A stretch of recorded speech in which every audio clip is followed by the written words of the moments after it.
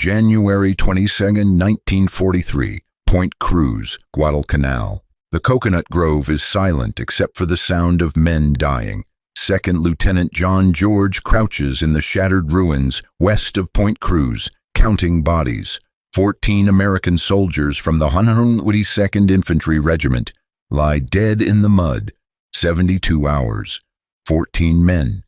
The Japanese snipers are invisible. They fire once, kill once, and vanish into the jungle canopy like ghosts. George's battalion commander is losing his mind. Every patrol that enters the Point Cruz groves takes casualties.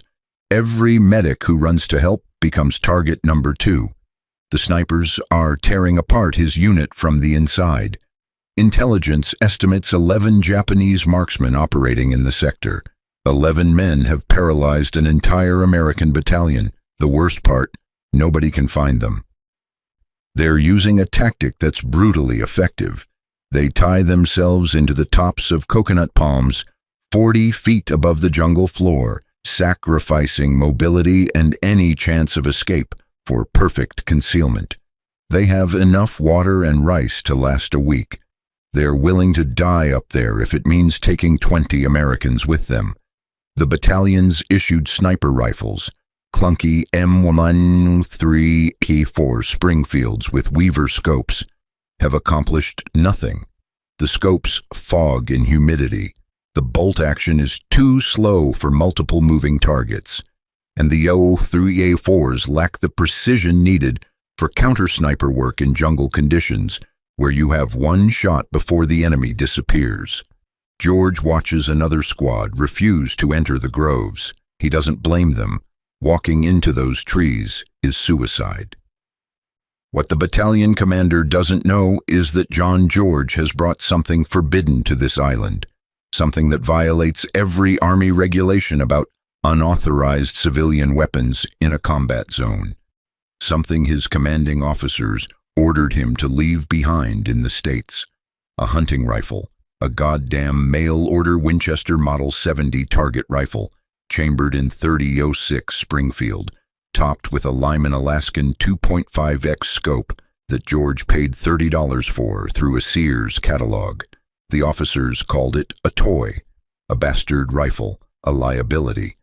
But George was the youngest shooter to ever win the Illinois State Championship at 1,000 yards. He knows rifles, he knows marksmanship, and he knows that the Springfield 03A4 isn't the weapon for this job. What the Japanese snipers in those trees don't know is that they're about to face the most devastating 4 days of counter-sniper warfare in the Pacific Theater. The Japanese sniper problem on Guadalcanal isn't new. It's been killing Americans since the Marines landed in August 1942.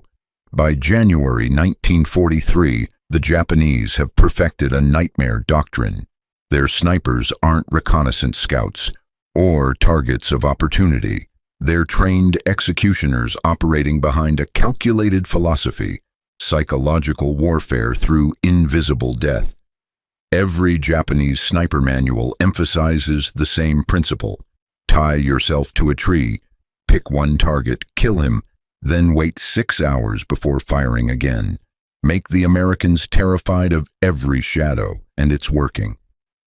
American units throughout Guadalcanal report the same pattern: a crack from nowhere, a man falls, and then nothing. No muzzle flash, no second shot, just silence. Medics who respond get shot. Officers who investigate die next. Japanese snipers have turned the jungle into a hunting ground where the predators are invisible. The U.S. Army's solution has been inadequate. They issue M1903A4 Springfield rifles, bolt-action rifles with Weaver 330C scopes. On paper, they're sniper rifles.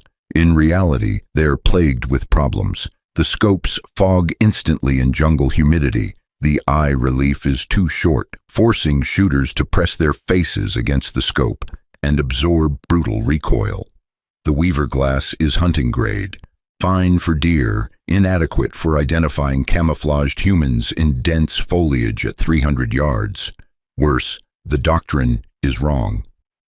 The Army trains its designated marksmen to wait for clean shots, conserve ammunition, and avoid engaging multiple targets. That works in European open terrain. In the jungle, it's a death sentence. Japanese snipers work in teams, covering each other's positions. Kill one and his partner kills you 3 seconds later from a different tree. The expert consensus is unanimous. Sniping in jungle warfare is nearly impossible. General Alexander Patch, commanding 14th Corps on Guadalcanal, receives reports that recommend avoiding sniper duels entirely. Just call in artillery, burn the groves with flamethrowers, bypass the snipers and let them starve. But that costs time and territory. And in January 1943, the Americans need to push west toward Point Cruz to secure the island. There's no bypassing the snipers. Someone has to go into those groves and eliminate them. The 132nd Infantry Regiment tries everything. They send squads with automatic weapons to spray the treetops. Waste of ammunition. They can't see the targets. They assign their best riflemen with M1 Garands to provide suppressive fire. Useless, the Garand's semi-automatic mechanism lacks the precision for long-range counter-sniper work, and its 8-round clip creates that distinctive ping when empty, telegraphing when you're vulnerable. They even try the Springfield Arrow 3A4 sniper rifles issued by the Army. The designated marksmen venture into the groves, scanning the canopy. They find nothing. The Japanese snipers are too well concealed. By the time an American spots muzzle flash, it's too late. The 03A4's slow bolt action means you can't engage multiple targets rapidly. Japanese snipers exploit this weakness ruthlessly. The stakes are brutal. Every day, the 132nd can't advance past Point Cruz. Japanese forces dig in deeper. The American divisions push to secure western Guadalcanal stalls. Allied command watches nervously. If American infantry can't neutralize 11 Japanese snipers, how will they island hop across the Pacific against fortified positions? The failure isn't just tactical, it's existential. The entire American doctrine of jungle warfare is being dissected by enemy snipers who have mastered terrain that Americans barely understand. By January 20th, 1943, battalion commanders are desperate. They need someone, anyone, who can go into the Point Cruz groves and solve the sniper problem. Not with firepower, not with radios calling in artillery, with marksmanship. That's when a quiet, young second lieutenant from Illinois approaches his company commander.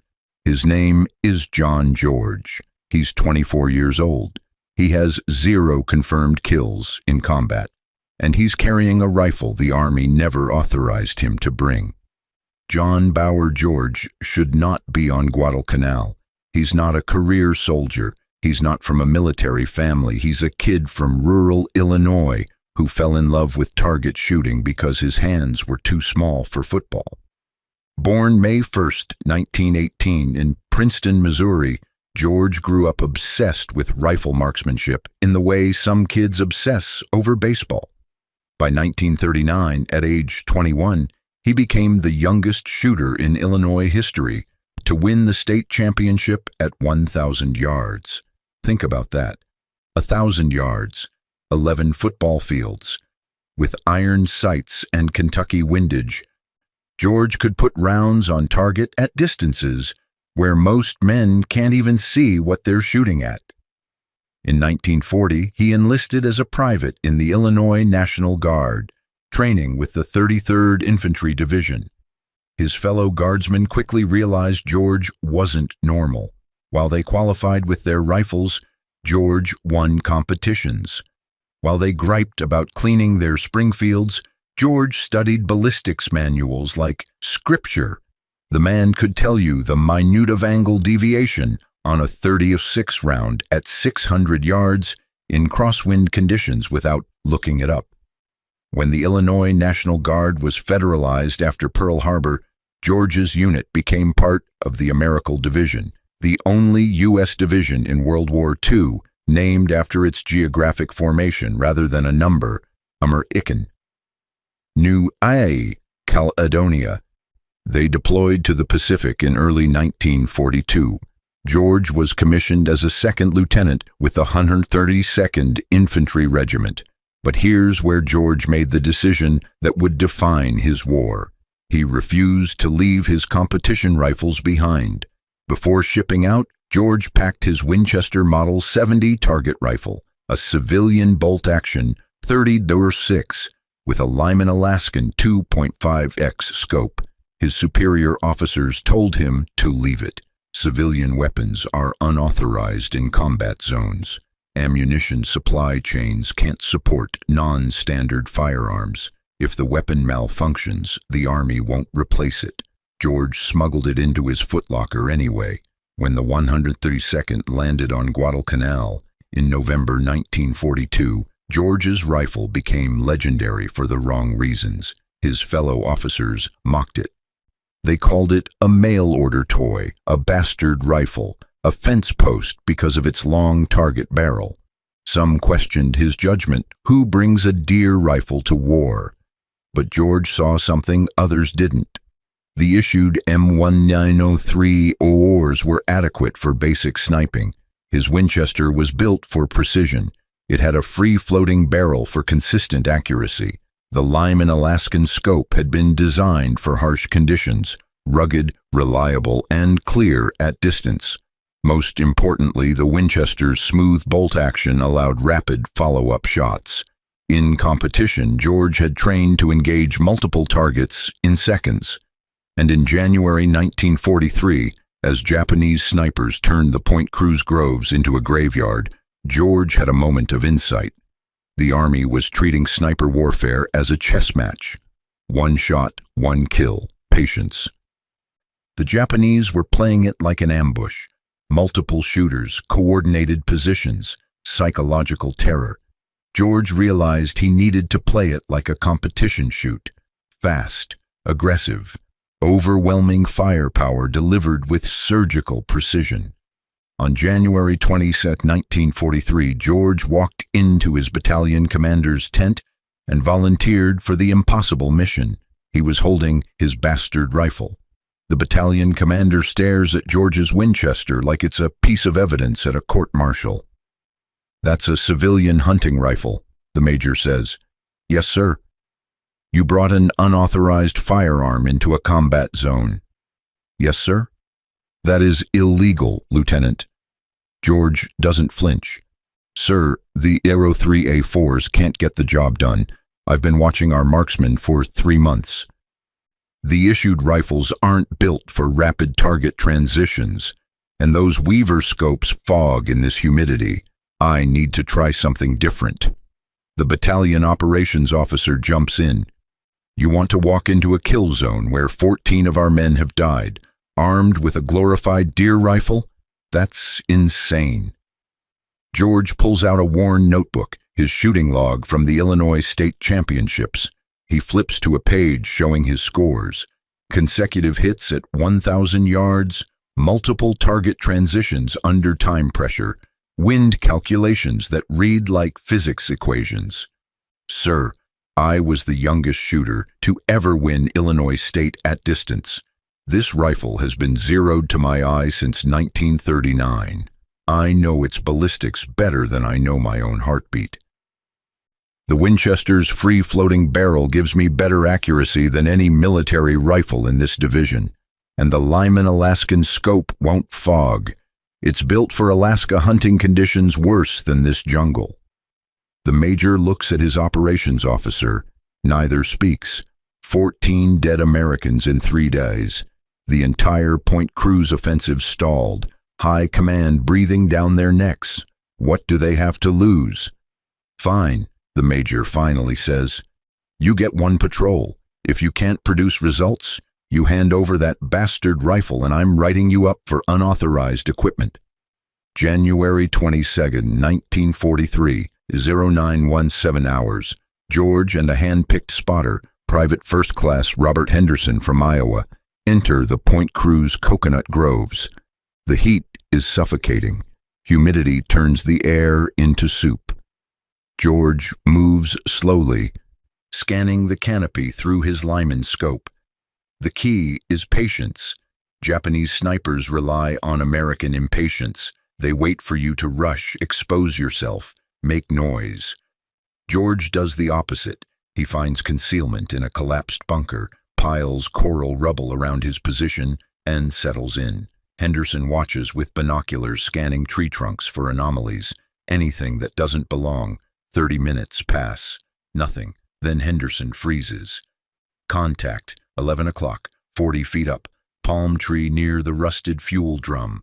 George swings his Winchester. At first, he sees nothing. Then, there, a shape that's too straight against the curved palm trunk. Camouflage netting, expertly woven. And beneath it, barely visible, the glint of a rifle scope. The Japanese sniper is watching an American patrol moving south through the clearing. He's lining up his shot. George settles his crosshairs on the barely visible shape. The Winchester's trigger breaks clean, one of the smoothest triggers ever put on a production rifle. The recoil is negligible. Through the scope, George watches the camouflaged shape jerk backward, then slump forward against the rope tying him to the tree. The Japanese rifle falls 40 feet and crashes into the undergrowth. First kill confirmed. Henderson whispers, "Holy shit." George cycles the bolt and keeps scanning. That was the easy one. Now his friends know we're here. By noon, George has killed 5 Japanese snipers. Word spreads through the 132nd like wildfire. Men who mocked his mail-order toy rifle are now asking if they can watch him work. Battalion staff officers who threatened to confiscate his Winchester suddenly want detailed reports on his technique. The same major who called George's plan insane 3 hours ago is now radioed by regiment command wanting to know what the hell is happening at Point Cruz. But not everyone is celebrating. January 23, 1943, 800 hours. George is summoned to a command tent behind the lines. He walks in to find a hostile audience, his battalion commander, the regimental weapons officer, a captain from Division Ordnance, and a Marine Corps liaison major who looks like he's about to explode. The Marine major speaks first. "Lieutenant, I've been informed you're using an unauthorized civilian rifle in active combat operations. Is this true?" "Yes, sir." "Do you understand that violates U.S. Army regulations on standardized equipment?" "I do, sir." The division ordnance captain leans forward. "What happens when that rifle breaks? We don't have spare parts for Winchester Model 70s. You think the supply chain is going to airdrop you a new firing pin?" George keeps his voice level. "Sir, I've been shooting this rifle for 4 years. I know how to maintain it. The trigger assembly is simpler than an 003A4, and the 30-006 ammunition is the same round we're already using." "That's not the point." The Marine major is heating up. "The point is discipline. The point is order. If every lieutenant decides to bring his personal deer rifle to the Pacific, we lose standardization, we lose interoperability, we lose control." The regimental weapons officer, a crusty lieutenant colonel named Briggs, cuts in. "Let me ask you something, Lieutenant. How many confirmed kills did you have yesterday?" "5 confirmed, sir. Henderson spotted 2 more probables that we couldn't verify." "And how many rounds did you fire?" 12, sir. 4 misses due to wind and 1 malfunction. Henderson bumped my barrel during target transition." The room goes quiet. Briggs does the math in his head. 12 rounds, 5 confirmed kills in 1 day. Our battalion's designated marksmen have fired over 200 rounds in the past 2 weeks with 0 confirmed kills. The Marine major isn't backing down. "That's irrelevant. This sets a dangerous precedent. What's next? Soldiers bringing their personal sidearms, their hunting shotguns. This is the United States Army, not a shooting club." And that's when the room erupts. The battalion commander slams his hand on the table. 14 of my men are dead. 14. I've got sergeants refusing to send patrols into those groves because they know it's suicide. And you're worried about standardization? The ordnance captain fires back. I'm worried about maintaining supply chains in a theater where we can barely get C rations to the front. The Marine major stands. I'm worried about what happens when every cowboy officer decides regulations don't apply to him. Then worry about the men dying while you argue about regulations.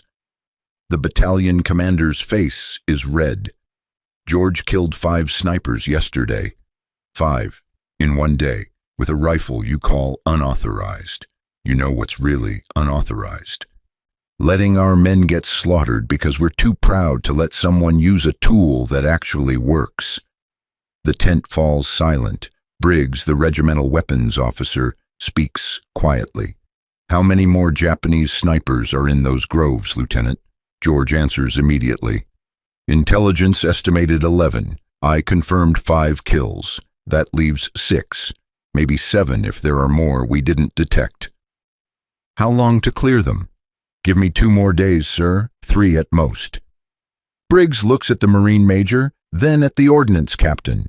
He makes a decision. Gentlemen, I don't care if Lieutenant George is shooting a flintlock musket. If he can clear Point Cruz in 3 days, he can use whatever rifle he wants. After that, we'll discuss regulations. But right now, we've got an offensive that's dead in the water, and this man has found a solution. He turns to George. You've got 72 hours, Lieutenant. Clear those groves. Don't get killed. And for God's sake, don't let that rifle break. George salutes. Yes, sir. If you're finding this story incredible, please hit subscribe. We uncover forgotten true stories like this every week that changed history. January 23rd, 1943, 14:30 hours. The Point Cruz Groves. George is back in position with Henderson. His Winchester is hot from the morning session. 3 more confirmed kills, bringing his total to 8 Japanese snipers eliminated in 36 hours. But the remaining 3 are the most dangerous. They've seen their comrades fall. They know an American counter-sniper is hunting them, and they've adjusted their tactics. The afternoon is dead silent. No birds, no insects. Just heat and the smell of rotting coconuts. Henderson whispers, "They've gone dark. Could be they've pulled back." George shakes his head. "They're here. They're just waiting for us to make a mistake." And then it happens. A shot cracks from the northeast tree line. 200 yards away, an American patrol scout drops, clutching his shoulder. The medic rushes forward. George sees it instantly. It's a trap. The first shot was intentional. Wound, not kill. Draw in the medic. The real target is the rescuer. Through his scope, George scans the canopy northeast. Henderson's binoculars sweep the same sector. I don't see him. He's invisible. George slows his breathing. Years of competition shooting kick in. He's not looking for a man. He's looking for errors. A shadow that's too symmetrical. A branch that doesn't move in the breeze. A texture that's too uniform. There, 60 feet up in a coconut palm, a cluster of fronds that haven't moved in 15 minutes while every other tree sways in the wind. It's camouflage netting, weighted down. George puts his crosshairs on the center mass of the suspicious shape and applies pressure to the Winchester's trigger. The rifle bucks. Through the scope, he watches a Japanese sniper lurch forward against his rope harness, then hang limp. Henderson exhales.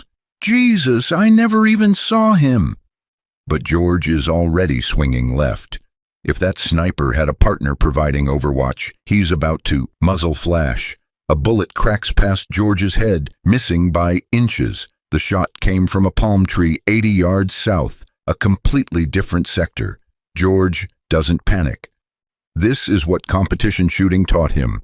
Rapid target transitions under pressure. He finds the second sniper's position, another cluster of camouflage netting, and fires. The Winchester's bolt cycles smoothly. Second round. The netting erupts in movement. The Japanese sniper falls, his body swinging grotesquely from the rope still tied around his waist. 2 kills, 8 seconds apart. The battlefield goes silent again. Henderson is shaking. They almost got you. George ejects his spent brass and chambers a fresh round. 1 left, maybe 2. But the remaining Japanese snipers have had enough. Intelligence reports later confirm what George suspected. The last sniper abandoned his position that night and retreated west toward Japanese-held territory. He never made it. A Marine patrol found his body 3 days later, dead from infected wounds. By January 25, 1943, the Point Cruz groves are cleared. The Japanese sniper team that paralyzed an entire battalion is eliminated. The kill ratio is staggering. John George fired 42 rounds over 4 days. He scored 11 confirmed kills.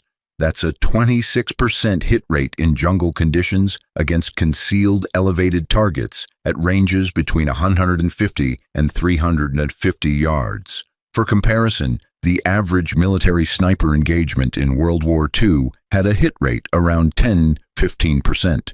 More importantly, 0 American casualties during George's counter-sniper operations. The 14 men killed before George's mission were the last. After he cleared the groves, the 132nd Infantry Regiment advanced through Point Cruz without losing a single soldier to sniper fire.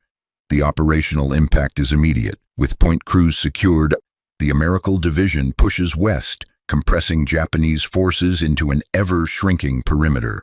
By February 9, 1943, organized Japanese resistance on Guadalcanal ends.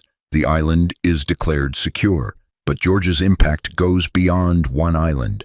Word of his Winchester Model 70 spreads through the Pacific Theater like legend. Marine Corps snipers begin requesting civilian hunting rifles, specifically Winchester Model 70s with target barrels and commercial scopes.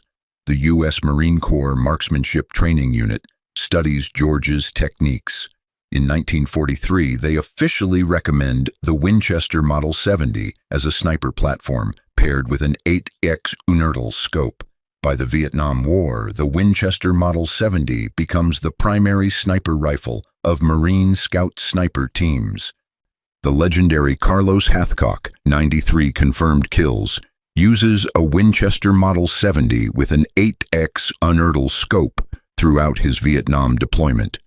When Hathcock is asked why he prefers the Winchester over military-issue rifles, he gives a simple answer: accuracy and reliability. It works. The legacy traces directly back to John George and his bastard rifle on Guadalcanal. But there's a human cost to precision killing that the statistics don't capture.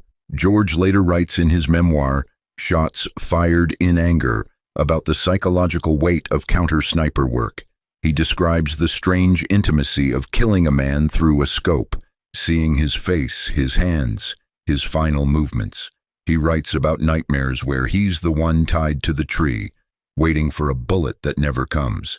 After Guadalcanal, George volunteers for Merrill's Marauders, the legendary long-range penetration unit operating in Burma. He brings his Winchester during the brutal 700-mile march through Japanese-held territory. In 1944, George adds 7 more confirmed sniper kills. The rifle that officers tried to confiscate becomes one of the most effective sniper weapons in the China-Burma-India theater. One of George's fellow marauders, Lieutenant Thomas Davis, later recalls, George moved through the jungle like he was hunting deer back home.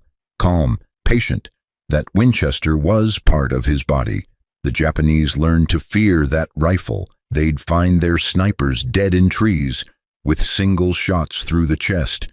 Clean, precise, terrifying. By the time George returns stateside in late 1944, his Winchester has fired over 200 rounds in combat. He's credited with 18 confirmed kills. But more importantly, the thousands of American soldiers who advanced through Point Cruz and the hills of Burma never knew they were alive because a kid from Illinois refused to leave his deer rifle at home. The full story of John George's war is in his memoir, Shots Fired in Anger. If you haven't subscribed yet, do it now. We're bringing you forgotten heroes every week. After the war, John Bower George does what most combat veterans do. He tries to disappear. He returns to Illinois in 1945, earns a degree, and eventually retires as a lieutenant colonel in the U.S. Army Reserve. He never seeks fame. He never appears on talk shows or war documentaries. When fellow veterans ask about Guadalcanal, he changes the subject. But in 1947, George does something unusual for a man who values privacy. He writes Shots Fired in Anger, a technical memoir analyzing infantry weapons and tactics in the Pacific. The book becomes legendary among military historians and firearms enthusiasts. George's writing is blunt, detailed, and unsentimental.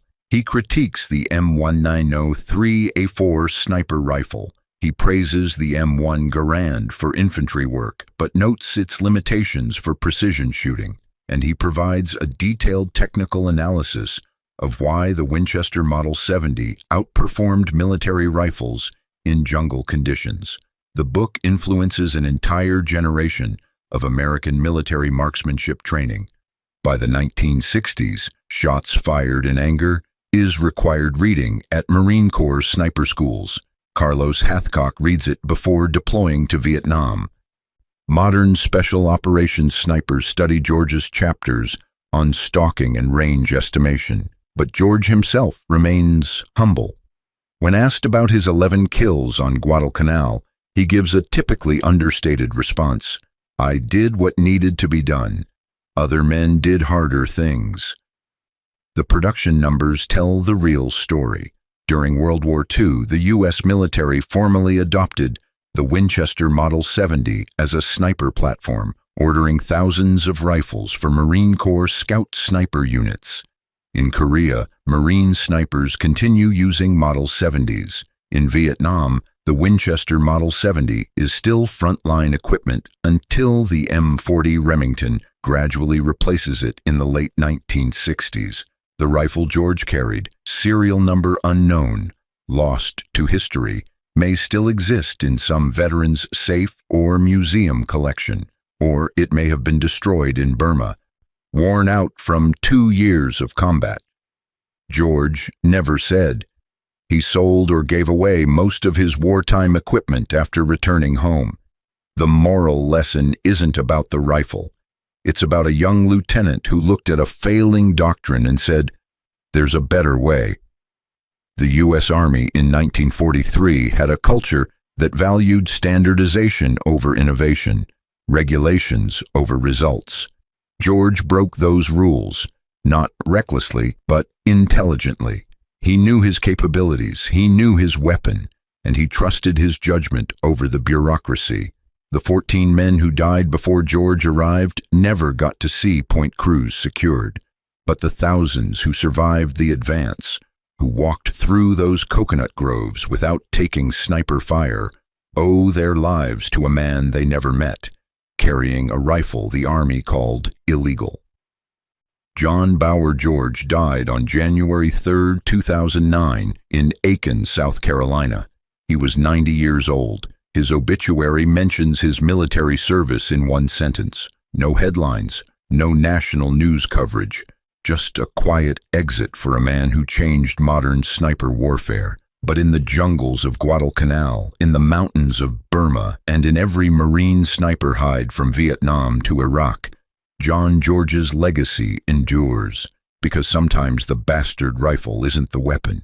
Sometimes it's the man who refuses to follow the rules that don't make sense. John George's memoir, Shots Fired in Anger, is still in print today. Subscribe for more forgotten heroes who changed history.